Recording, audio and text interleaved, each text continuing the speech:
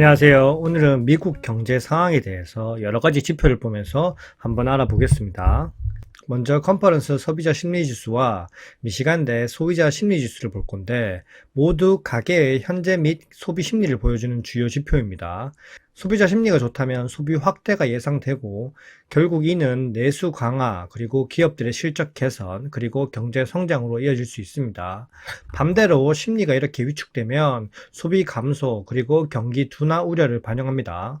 최근 미국에서는 소비자 심리지수가 전통적 강세 구간보다는 다소 보수적이라는 보도가 계속 나오고 있고요. 현재 미국이 금리 인하를 하고 있지만 아직까지 소비자들에게는 체감 물가가 더 높습니다.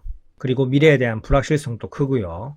두 가지 소비 심리를 살펴볼 건데 먼저 첫 번째 컨퍼런스 소비자 심리지수는 11월에 88.7로 전월 대비 계속 하락하고 있고 추세적으로 하락하고 있습니다. 지금 이 심리지수는 지난 4월 상호관세 시행 이후에 최저 수치고요. 특히 미래에 대한 기대지수가 큰 폭으로 악화된 점이 눈에 띄었고요. 이렇게 단순하게 숫자가 하락하는 게 아니라 미국 소비 심리가 급냉하고 있다는 신호입니다. 지난 4월 트럼프가 고율의 상호관세를 부과할 때만큼 안 좋아지고 있기 때문에 현재 상황이 어떤지 아실 겁니다. 렛츠고! 그럼 11월 미시간대 소비자 심리지수를 살펴볼 건데 미시간대 소비자 심리지수 역시 소비자들의 자신감을 반영하는 수치이고 11월 확정치가 51로 이전 대비 하락했습니다. 예측치는 상회했지만 역시 추세적으로 하락하고 있다는 걸 보여주고 있고요.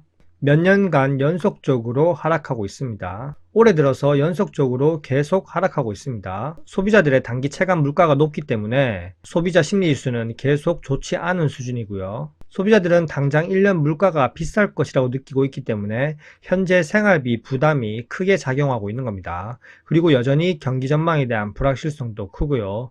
종합적으로 두 가지 심리지수를 보면 경기가 어려운 건 마찬가지고 고소득층이 미국 소비를 책임지고 있기에 큰 쇼크로 다가오지 않을 뿐 여전히 대부분의 미국 사람들의 체감 인식은 나빠지고 있고 심리지수는 계속 하락하고 있다는 겁니다. 이렇게 심리지수가 하락하면 결국 미국 소매 판매에도 영향을 미칠 수밖에 없습니다.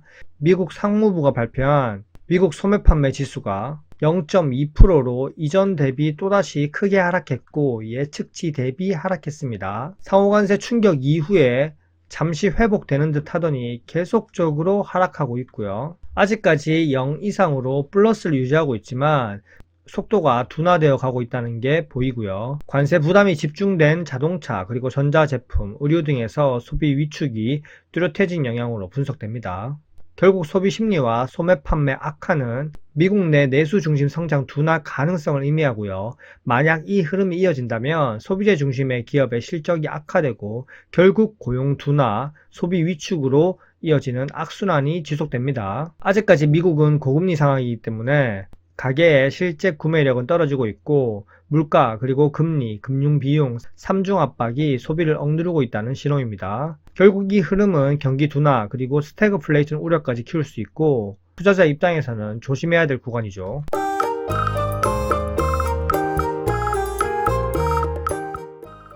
그럼 미국 생산자 물가지수는 어떻나 한번 살펴보면 생산자 물가지수는 우선 도매 단계에서 물가 변동을 보여주는 지표입니다. 소비자 물가지수 CPI의 선행지표 역할을 하고요. 도매 물가가 오르면 결국 시간이 지나면 소비자 가격도 오르기 때문에 또다시 소비 심리 악화 그리고 소매 판매 악화로 이어질 수 있습니다. 생산자 물가지수는 다시 또 고개를 들고 있고 0.3%로 이전 대비 크게 상승했습니다. 다시 도매 물가가 꿈틀거리고 있다는 거고요. 도매 물가 상승은 곧 소비자 물가 상승 압력으로 이어질 가능성이 큽니다.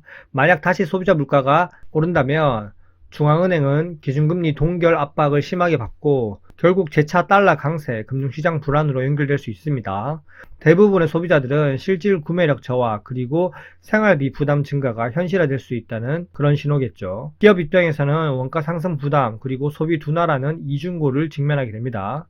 그래서 지금은 인플레이션이 둔화돼서 안정되기보다는 인플레이션 재점화 그리고 경기 둔화라는 스태그플레이션 우려에 유의해야 합니다. 결국 소비 심리와 그리고 소매 판매가 꺾이니까 다시 또 직격탄을 맞는 건 고용시장이고요. ADP 민간 고용 지표는 미국 민간 부문의 고용 변화를 보여주는 지표고 노동시장 흐름을 미리 감지할 수 있는 선행 지표입니다. 11월 민간 기업 고용은 전월 대비 3만 2천 명이 감소하면서 시장 기대치였던 증가와는 정반대였고 최근 수개월간 이어진 약세 흐름이 다시 재차 확인됐습니다. 여기 ADP 공식 발표에서도 뭐라고 얘기했는지 해석해보면 요즘 고용시장이 불안한데 소비가 약하고 경제 불확실성도 커져서 기업들이 채용에 신중해지고 있다. 그리고 11월 고용 둔화가 전체적으로 나타났지만 그 중에서 특히 스몰 비즈니스, 작은 기업들이 더 채용을 줄인 것이 큰 영향을 미쳤다. 즉 2025년 하반기 들어서 고용이 전반적으로 둔화되고 있는데 특히 소규모 사업체 중심으로 고용 감소세가 뚜렷하다는 겁니다. 현재 미국이 기준금리를 연속적으로 인하해서 3.75%지만 미국 경제 상황은 소비 둔화가 현실화되고 있고 고용 둔화는 장기간 지속되고 있고 인플레이션이 다시 고개를 드는 그런 모습입니다. 여러가지 복합 리스크가 동시에 나타나고 있고요. 이런 환경에서는 연준이 더 이상 금리 인하하기보다 금리를 동결할 가능성이 더 큽니다. 만약 여기서 인플레이션이 크게 다시 상승하게 되면 결국 재차 금리 인상 압박을 받을 수 있는데 현재까지 그 시나리오는 없어 보이고요. 앞으로는 연속적인 금리 인하를 기대하기가 어려운 상황이라는 겁니다. 금리 고착화는 결국 채권금리 상승, 달러 강세로 이어질 가능성도 높고요. 달러 강세는 글로벌 투자자 입장에서 미국 자산의 매력을 높이고 반대로 신흥국 및 완화 자산의 상대적 매력을 낮추는 요인이 됩니다. 한국은 수출 중심 국가지만 동시에 외채 그리고 원자재 수입, 기업 외화 부채, 해외 차입 구조 등을 고려하면 달러 강세와 원화 약세는 부담입니다. 특히 달러가 강세면 원자재 비용이 증가하면서 원화 환산 부채도 증가하고요. 금융 비용 증가가 결국 악순환을 불러일으킵니다.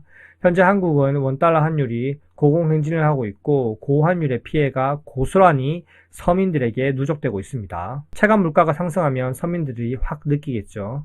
현재까지 내용이 괜찮으셨다면 구독과 좋아요 부탁드릴게요. 안녕.